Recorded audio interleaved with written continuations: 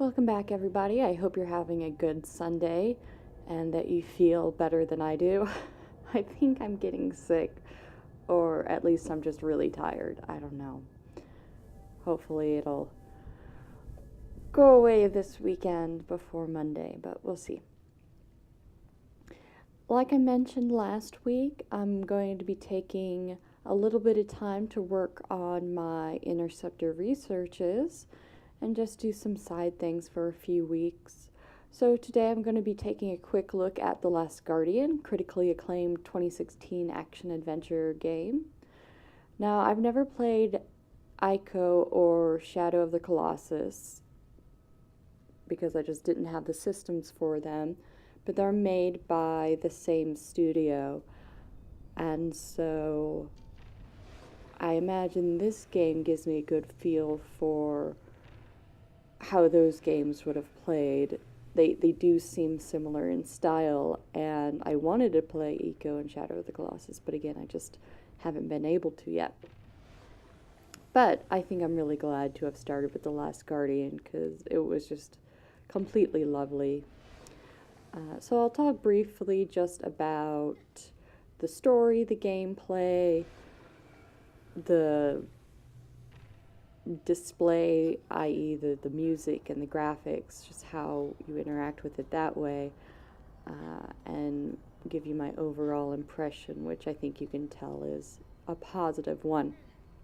The story unfolds as a narrative, and its whole presentation is very well done. The opening introduces us to a strange shield, then a manuscript of creatures, and finally the tattooed boy awakening next to a wounded monster Trico. Over the course of the game, the boy and Trico work together to find their way out of the ruined buildings where they find themselves. A few cutscenes and a man's voiceover, who is the boy all grown up, give insight into the story, planting questions and answers into the player's mind, and also just some gameplay tips when you get stuck. No spoilers, but the ending is extremely satisfying to the story. And just overall, the presentation of the story was really well done. They really showed it and didn't tell it, and let the player wonder and think about it on their own, and kept things very minimalist, which was lovely. The gameplay is also minimalist and very straightforward. Sometimes, as mentioned, there are hints on screen or in the voiceover, but like many, I had some frustration with good old Trico.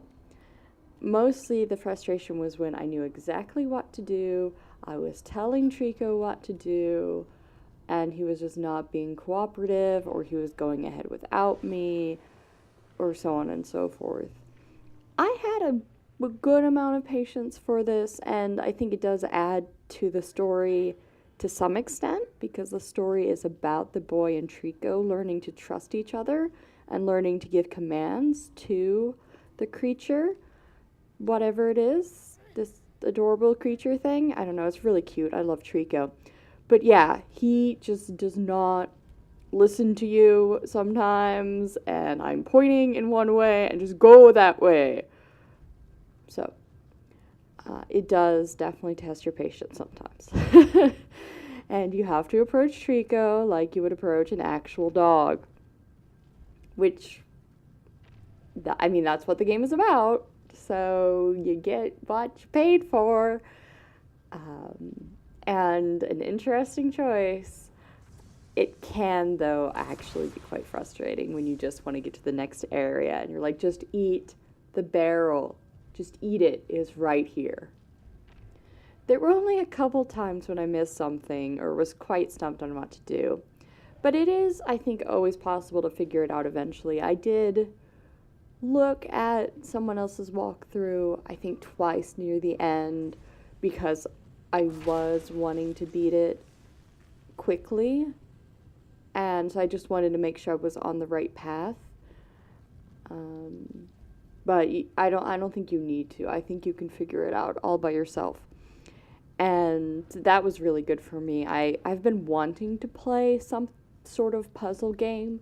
So The Last Guardian was a nice change for me, and of course a huge change from I Am Setsuna and Final Fantasy 15 and Shadows of Mordor and the other kind of action RPGs I've been playing. And a good change. It was definitely worthwhile playing, even when it came to the gameplay frustrations. Just when you go in, be sure to have patience, get some tea, listen to the music, look at the graphics. Don't try to rush through it. Right?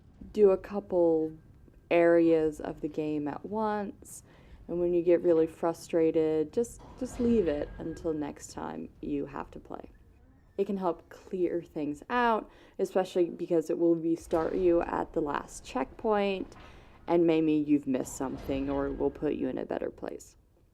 Of course, when it comes to the music and the graphics, as I was implying before, they are very calming. So again, just have some tea, relax, play through The Last Guardian, enjoy it. The music is very quiet, very zen, minimalist, works seamlessly into the gameplay. You barely notice it. But of course, when you do notice it, it's like, oh, this is really pretty. I really like this. The graphics, similar, fairly minimal, but very pretty and very useful, because you do have to interact with the environment and climb certain areas, jump through certain things. And so it's very important for the graphics to be very clear on what you can use and what you can't. And so they did really well. When I played it, there were no weird glitches. I have been watching the Beard Bros play through, and they had a strange glitch at one time. Sometimes when you're climbing Trico, the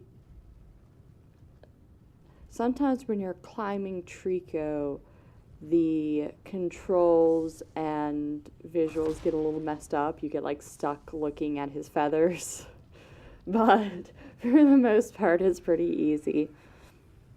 And Trico, the people who did the AI for Trico and designed him did such a great job. And he's so adorable when he's interacting with the environment. One time, well, there were a couple times, but I remember one time him playing with a little shallow pool of water, and it's just like, oh, I want a dog. Puppy! Good puppy. Be sure to pet him every time he does something good. Oh, it's just greedy. Anyway, I don't have a lot to add when it comes to evaluating graphics, because I don't usually have high standards when it comes to graphics. Just as long as I can see it, it's fine. But they did really nice here. So overall, I would definitely recommend this game to everyone, as long as you know to have patience for the controls. But even with those frustrations, I beat it in less than 15 hours, and I am pretty tempted to try to get the 5-hour trophy, because now that I know the puzzles, it can't take that long, right? And there are supposed to be some extra things that you can unlock in multiple playthroughs. So a little bit of added replay value there, which is nice. When you're playing through it the first time, there isn't a great sense of whether you're actually making progress or not. But the game varies the obstacles, and it's really rewarding when you get to a new area and a new challenge. The story is heartwarming, and it really just makes you feel good right now. So I think that's a plus for all of us. So if you haven't tried The Last Guardian yet, and you do have a PlayStation 4, definitely I would recommend checking it out. So I hope you enjoy the rest of your Sunday. It would be a good day to just settle in and play some Last Guardian, unless I guess you're watching like football or something. I think maybe they have a game today in America. I don't know. But have a lovely week. I hope everything goes well for you. I will be thinking of y'all, and please come back and enjoy I Am Setsuna and Final Fantasy 15. And I have at least one more game I know that I'm going to play next, and maybe Horizon Last Dawn when that gets out. I might add that to my rotation. We'll see. The Switch is coming out in a month though, so I might just be playing Zelda and ignoring my PlayStation. Sorry, PlayStation. Yeah, so take care and check back. Bye.